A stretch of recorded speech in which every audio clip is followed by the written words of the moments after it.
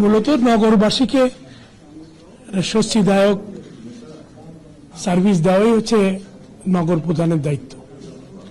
আমাদের মাননীয় প্রধানমন্ত্রী সেই বিবেচনা নিয়েই আমাদের দায়িত্ব দিয়েছেন। আমরা আমাদের দায়িত্ব সততা এবং নিষ্ঠার সাথে পালন করব। মূলত কাজটাই হচ্ছে কাজই হচ্ছে সিটি কর্পোরেশনের নগরবাসীকে সুন্দর সার্ভিস দেওয়া।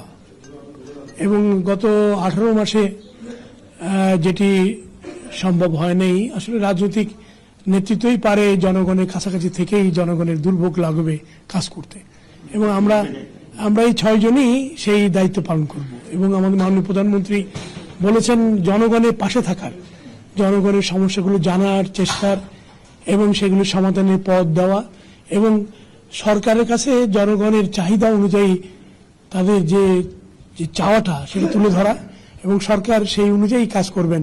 আমাদের মাননীয় প্রধানমন্ত্রী সেই কাজটি আমাদের করতে বলেছেন।